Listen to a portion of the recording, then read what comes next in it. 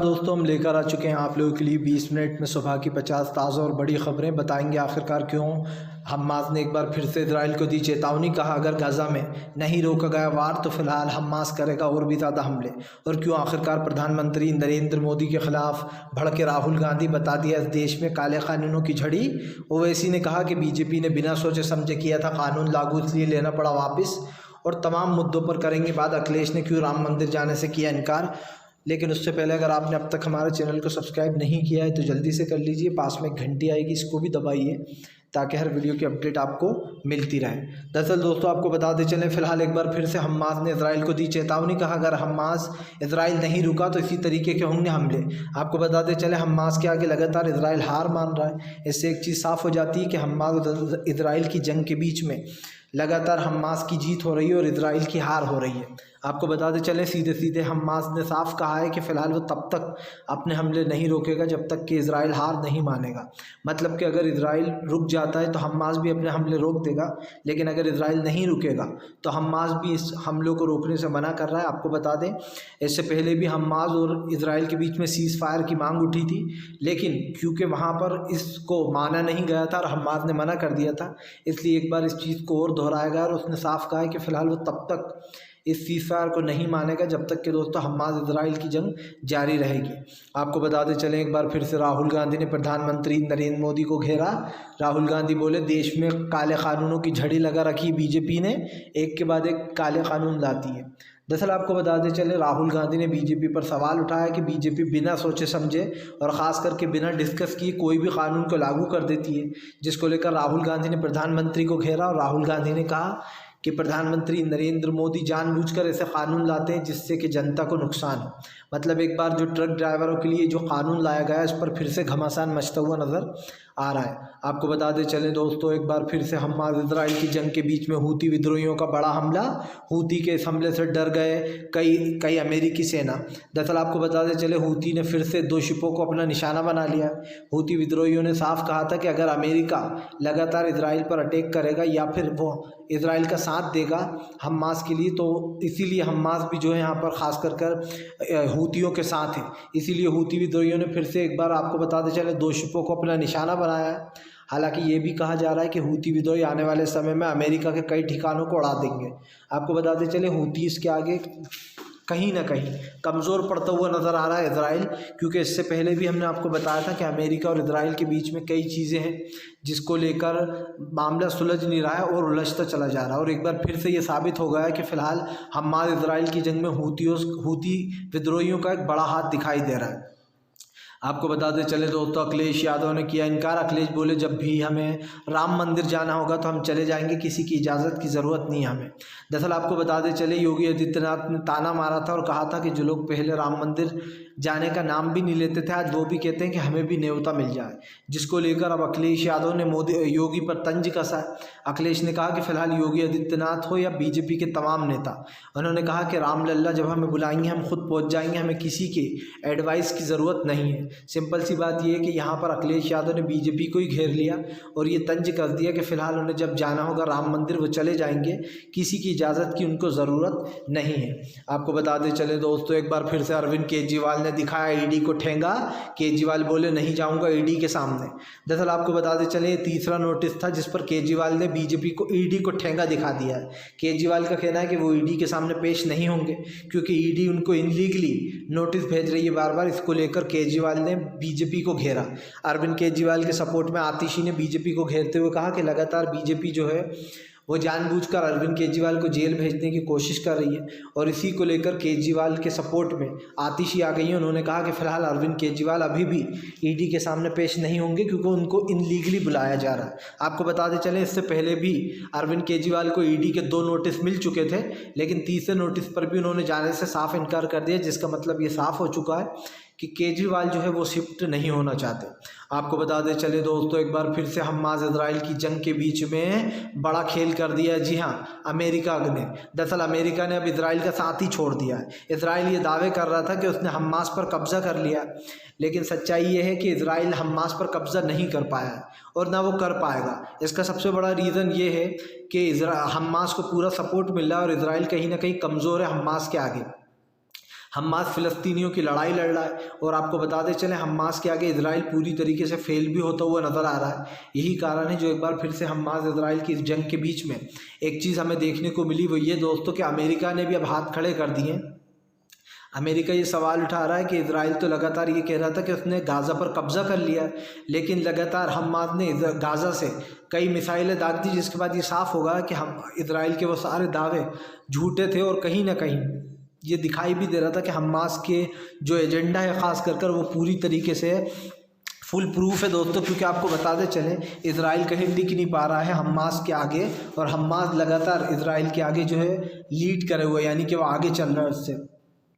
आपको बताते चले दोस्तों ट्रक ड्राइवरों की हड़ताल ख़त्म, लेकिन कई जगह पर ट्रक ड्राइवरों ने अभी भी किया प्रदर्शन।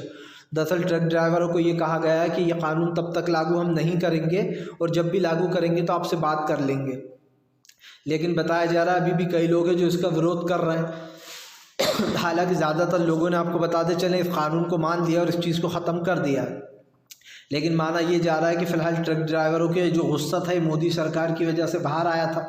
क्योंकि जाहिर सी बात है वो लोग इस चीज़ को लेकर परेशान थे कि सरकार ये जो ख़ास कर हिट एंड रन में जो नई योजनाएं लाई है, जैसे कि 10 लाख 7 लाख रुपए का जुर्माना और 10 साल की सज़ा, इसका प्रावधान था उसको लेकर कहीं ना कहीं एक गुस्सा है लोगों में, और साफ दिखाई दे रहा है कि ट्रक ड्राइवरों ने मोदी सरकार के इस कानून का जमकर विरोध किया है। वो शायद इसलिए किया है क्योंकि उनको ये कानून समझ में नहीं आया था। आपको बताते चले दोस्तों बीजेपी के ऊपर जमकर गरजते हुए नजर आए जो है यहाँ पर संजय रावत बोले बीजेपी सिर्फ हिंदुत्व का ढोंग कर रही है, वो लोगों के वोट पाने के लिए ये करती है। दरअसल आपको बताते चले संजय रावत ने बीजेपी पर जमकर निशाना साधा। संजय रावत का कहना है कि बीजेपी राम मंदिर के नाम पर सियासत कर रही है और वो सिर्फ वोट के लिए ये सब कुछ कर रही है। संजय रावत ने बीजेपी पर निशाना साधते हुए कहा कि बीजेपी बाबरी मस्जिद का बार बार जिक्र करती है कि वो भी उसमें शामिल थी, लेकिन जब बात आई थी तो ये सब के सब भाग गए थे ये कहकर कि हमने नहीं गिराई बाबरी मस्जिद। आपको बताते चलें इस सब पर चर्चा हो रही थी, जिसको लेकर संजय रावत ने मोदी सरकार को घेरा और उन्होंने कहा कि रामलल्ला पूरे देश के हैं, जिसको जाना है वो जाएगा, जिसको नहीं जाना वो नहीं जाएगा। लेकिन यहाँ पर सवाल ये नहीं है दोस्तों, सवाल ये है कि फ़िलहाल इस वक्त जो मंदिर पर ज़ोरदार सियासत छिड़ी हुई है उस पर कहीं ना कहीं संजय रावत ने बीजेपी को जमकर घेर लिया है। आपको बताते चले दोस्तों फिलहाल नीतीश कुमार ने अरुणाचल में सीट बंटवारे से पहले ही कर दिया अपने कैंडिडेट का नाम घोषित। दरअसल आपको बताते चले बहुत जल्दी लोकसभा चुनाव आने वाले हैं। लोकसभा चुनाव से पहले ही नीतीश कुमार ने आंध्रचल में दोस्तों अपने कैंडिडेट का जो है यहाँ पर नाम घोषित कर दिया है। बताया जा रहा है सीट बंटवारे को लेकर हालांकि अभी बात चल रही है, लेकिन कोई मतलब परफेक्ट जगह नहीं है कि इधर से कौन कैंडिडेट लड़ेगा, लेकिन नीतीश ने उससे पहले ही अपने कैंडिडेट का नाम घोषित कर दिया। अब सीट बंटवारे पर भी बात चल रही है और इसलिए आंध्र प्रदेश में सबसे पहला कैंडिडेट नीतीश कुमार ने ही घोषित किया है। आपको बताते चले दोस्तों फिलहाल हमास इजराइल की जंग के बीच में सऊदी अरब देश कर सकते हैं दोस्तों बड़ा खेल। हो सकता है कि अब अमेरिका को तेल ना मिले। दरअसल बताया जा रहा है सऊदी जितने भी अरब देश हैं वो कहीं ना कहीं खफा चल रहे हैं अमेरिका से, क्योंकि लगातार इजराइल और हमास की जंग के बीच में अमेरिका ने इजराइल का साथ दिया और मासूम फ़िलिस्तीनी जो थे वो लगातार मारे जा रहे थे, जिसको लेकर अब अमेरिका को एक बड़ा झटका लग सकता है। क्योंकि हम आपको बताते चलें कि फ़िलहाल अमेरिका और ख़ास करके इजराइल की जो दोस्ती है वो अरब देशों को बिल्कुल पसंद नहीं है, और अरब देशों ने साफ कहा है कि अगर इसी तरीके से हेल्प करता रहा अमेरिका इजराइल की तो वो तमाम तेल की जो उत्पादन है वो बंद कर देगा, जिसके कारण अमेरिका को भारी महंगाई का सामना करना पड़ सकता है। आपको बताते चले दोस्तों एक बार फिर से जो है यहाँ पर शिवराज सिंह चौहान का छलका दर्द कि शिवराज सिंह चौहान करेंगे बीजेपी से बगावत। दरअसल आपको बताते चले शिवराज सिंह चौहान ने एक बार फिर से जो है यहाँ पर कहा कि मेरा जो पद मेरे पास है वो मुझसे कोई छीन नहीं सकता है, मामा और भाई का। आपको बताते चले शिवराज सिंह चौहान को बीजेपी ने सीएम पद से हटाकर मोहन यादव को सीएम बना दिया, जिसके बाद सियासत खूब हुई थी। लेकिन अब शिवराज सिंह चौहान का ये बयान कि फ़िलहाल उनसे ये पद कोई नहीं छीन सकता भाई और मामा का, इसके बाद एक बार सियासत फिर से गर्म हो गई कि क्या शिवराज सिंह चौहान का दर्द बार बार जो छलक रहा है इससे ये कयास भी लगाया जा रहा है कि क्या शिवराज सिंह चौहान चौहान बीजेपी को छोड़कर अपनी एक अलग पार्टी बनाएंगे, क्योंकि जाहिर सी बात है उनको सीएम पद से हटा दिया गया, जिसके बाद ये सारी सियासत शुरू हुई। अब माना ये भी जा रहा है कि सियासत इसलिए भी शुरू है कि इस पद से जाने के बाद शिवराज सिंह चौहान एक बड़ा फैसला ले सकते हैं।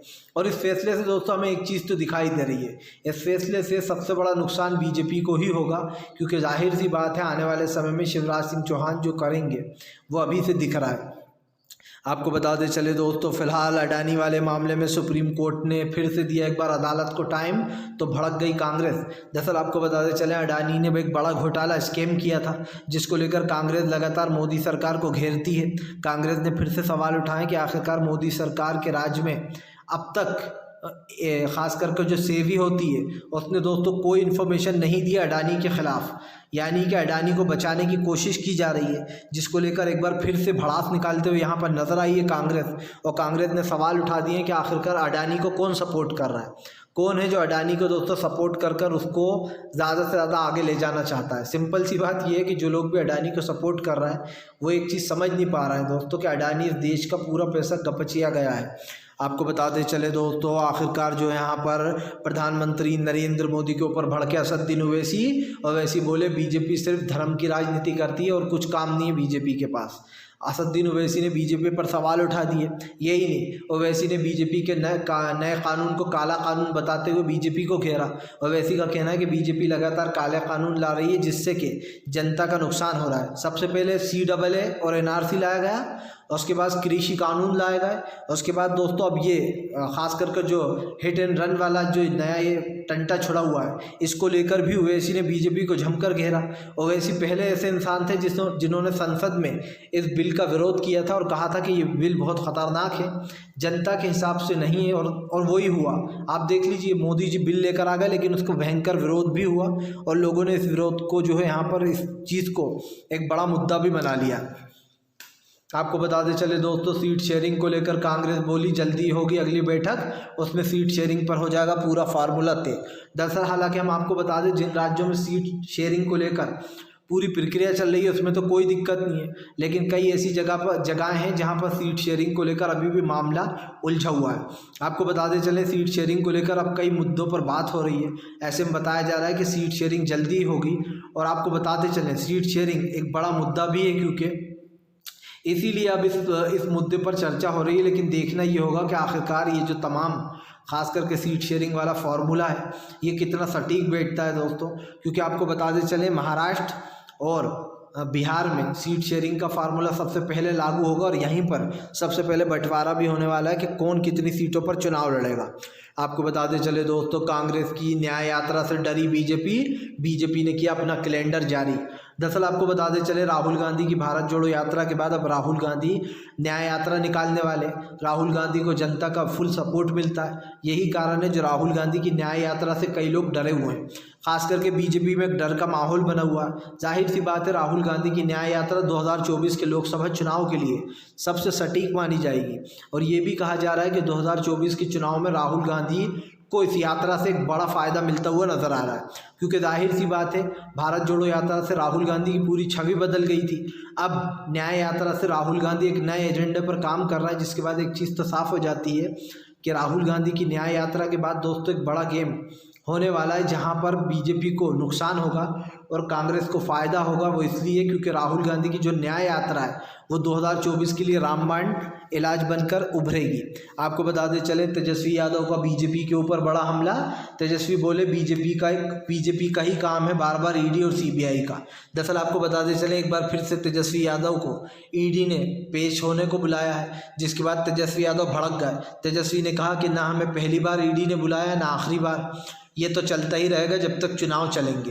दरअसल आपको बता दें दोस्तों, माना जाता है जब भी इलेक्शन करीब आते हैं तो बीजेपी विपक्ष के ऊपर ईडी और सीबीआई का दुरुपयोग करती है और विपक्ष के ऊपर ज़्यादा से ज़्यादा ईडी सीबीआई को लगा देती है, जिसके बाद ये मामला कंफर्म हो गया है।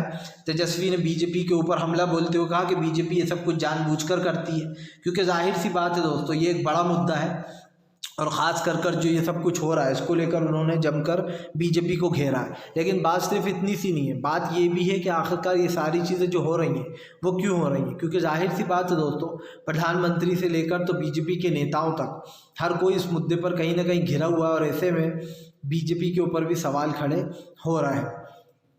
आपको बताते चले दोस्तों, आखिरकार हमास इजराइल की जंग के बीच में हूतीस को रोकना हुआ मुश्किल। जी हाँ, हूती विद्रोहियों के आगे अमेरिका झुकता चला जा रहा है। दरअसल आपको बताते चले, बताया जा रहा है अमेरिका जो है हूती विद्रोहियों के सामने झुक रहा है, क्योंकि इसका सबसे बड़ा रीज़न ये है दोस्तों कि फ़िलहाल अमेरिका के सामने ख़ास करके जो है यहाँ पर हूतीस के सामने अमेरिका टिक नहीं पा रहा है। और ये आप भी जानते हैं कि ऐसा क्यों हो रहा है। जाहिर सी बात है, अभी तक जो ख़ास कर जो प्रक्रिया चली आ रही थी हमास और इजराइल के बीच की जो लड़ाई थी, उसमें कहीं ना कहीं अब हूतीस की एंट्री हो गई है। और हूती विद्रोहियों ने साफ कर दिया कि फ़िलहाल वो किसी भी तरीके से छोड़ने वाले नहीं हैं अमेरिका को, क्योंकि अमेरिका ने यमन के हूती विद्रोहियों के 10 सैनिकों को मार दिया था, जिसके बाद ये सियासत शुरू हो गई थी। और हूतीस ने धमकी दी थी कि वह अमेरिका के कई ठिकानों को उड़ाएगा, यानी कि एक बार फिर से इस पर सियासत तेज़ हो गई है। आपको बता दें चले दोस्तों, प्रधानमंत्री नरेंद्र मोदी गाज़ा को लेकर प्रधानमंत्री और ख़ास करके भारत जयशंकर का बड़ा बयान आया। उन्होंने कहा कि गाज़ा में लगातार मदद भेजी जा रही है और भारत अपनी अगली शिप, यानी कि हमारा जो इंडिया है वो अपनी अगली शिप गाज़ा में भेज सकता है मदद के लिए। आपको बताते चले, अब तक 3 बार हमने मदद कर दी है। ऐसे में अब की बार एक और शिप भेजने की बात की जा रही है, क्योंकि गाज़ा में सबसे ज़्यादा मौतें हो रही हैं और इजराइल के हमलों से मासूम जो गाज़ा के लोग हैं उनके ऊपर सबसे ज़्यादा ये सब कुछ हो रहा है। तो कहीं ना कहीं ये कहना गलत नहीं होगा कि आने वाले समय में इसका एक बड़ा असर हमें देखने को मिलेगा। और ये आप भी जानते हैं दोस्तों कि कितना ज़्यादा ज़रूरी है, क्योंकि इस वक्त जो वहाँ पर हुआ है ये इस चीज़ को टॉलरेट नहीं किया जा सकता। वहाँ के जो बेचारे मासूम लोग हैं उनको ना खाना मिल पा रहा है, ना पानी मिल पा रहा है। और जाहिर सी बात है वहाँ की सरकारें जो है वो भी पूरी तरीके से असमर्थ हैं ये सब कुछ करने में, क्योंकि इजराइल लगातार वहाँ पर हमले कर रहा है। आपको बताते चले दोस्तों, आखिरकार जो है प्रधानमंत्री ने अपने काले कानून वापस ले लिए, कांग्रेस ने मारा ताना। दरअसल कांग्रेस का कहना है कि ये तो बीजेपी की आदत हो गई है, पहले काले कानून लाओ उसके बाद वापस ले लो। दरअसल आपको बता दें, सबसे पहले NRC CAA का मुद्दा उठा था और उसके बाद कृषि कानून, किसान लगभग 1 साल तक बैठे रहे सीमाओं पर। अब जो है ट्रक ड्राइवरों का ये हिट एंड रन वाला मामला आया था, इसको लेकर कांग्रेस ने तंज कसा बीजेपी पर और कहा कि बीजेपी का काम हो गया, खास करके प्रधानमंत्री का, कि काले कानून लाओ, लोगों को डराओ धमकाओ और उसके बाद फिर उनको वापस ले लो। मतलब साफ है दोस्तों कि इस वक्त कांग्रेस जो है इस कानून को लेकर भड़की हुई थी और उसको मौका मिल गया बीजेपी को घेरने का और उसने बीजेपी को घेर भी लिया और ये भी कह दिया कि ये सब कुछ बीजेपी जानबूझकर करती है। आपको बताते चले दोस्तों, राम मंदिर पर सियासत हुई जारी। जी हाँ, आपको बताते चले, दरअसल राम मंदिर पर सोनिया गांधी और राहुल गांधी बताया जा रहा है नहीं जाएंगे। दरअसल सोनिया गांधी को न्योता दिया गया है, लेकिन बताया जा रहा है राम मंदिर के उद्घाटन में सोनिया गांधी शामिल नहीं होंगी। बताया जा रहा है कि बीजेपी वहाँ पर सियासत करेगी और जानबूझकर बीजेपी की सियासत से बचने के लिए ही सोनिया गांधी वहाँ पर नहीं जाना चाहती। एक रीज़न ये भी है कि बीजेपी दोनों तरफ से घेरेगी। अगर वो नहीं जाएंगे तो कहेंगे कि ये हिंदू विरोधी हैं और जाएंगे तो कहेंगे कि देखो हमने मंदिर बना दिया तो फ़ौरन आ गए, क्योंकि जाहिर सी बात है बीजेपी कांग्रेस के ऊपर बार बार आरोप लगाती है कि इन्होंने मंदिर को बनने नहीं दिया था, जबकि दोस्तों सबको पता है कि सुप्रीम कोर्ट के फैसले से मंदिर बन रहा है, ना कि बीजेपी ने कोई इसमें योगदान दिया है। आपको बताते चले दोस्तों, हमास इजराइल की जंग के बीच में जो है जल्दी हो सकता है दोस्तों युद्ध विराम को लेकर कई देश जो है इस पर बात कर रहा है। दरअसल आपको बताते चले, युद्ध विराम को लेकर एक जंग छिड़ी हुई है। कुछ लोग कह रहे हैं युद्ध विराम जल्द से जल्द लगाना चाहिए, तो कुछ कह रहे हैं कि फ़िलहाल सीज़ फायर कर दो। हालांकि हमास ने सीज़ फायर के लिए मना कर दिया है। हमास ने साफ कहा है कि वो सीज़ फायर को नहीं मानता और न इस पर बात करेगा। लेकिन सबसे बड़ी बात क्या है, हमास और सीज़ फायर की जो मांग है दोस्तों उसको कहीं ना कहीं रोका जा रहा है। और ये सबसे बड़ी बात है कि फ़िलहाल इस वक्त देश में कई चीज़ें हैं जिसका बदलाव हमें देखने को मिल रहा है। लेकिन हमास और इजराइल की इस जंग में अब एक नया मोड़ तब आ गया जब फाइनली सीज़ फायर के लिए हमास ने मना कर दिया था और इजराइल को झटका लगा था। आपको बताते चले दोस्तों, प्रधानमंत्री नरेंद्र मोदी के ऊपर फट पड़े फारूक अब्दुल्ला। कहा जम्मू कश्मीर में लगातार आतंकी हमले होते हैं, लेकिन प्रधानमंत्री 370 हटाने के बावजूद भी असमर्थ रहे। दरअसल आपको बताते चले 370 पर हमेशा ही सरकार को घेरता है विपक्ष। एक बार फिर से विपक्ष ने सवाल उठाया है कि सरकार ने जो बड़े बड़े दावे किए थे कि अब आतंकवाद ख़त्म हो गया है, लेकिन जम्मू कश्मीर में रोज़ कोई ना कोई टारगेट किलिंग का शिकार बन रहा है। फिलहाल दोस्तों, अगर आपको हमारा वीडियो अच्छा लगता है तो इसको लाइक करें, चैनल पे पहली बार आए सब्सक्राइब करें, पास में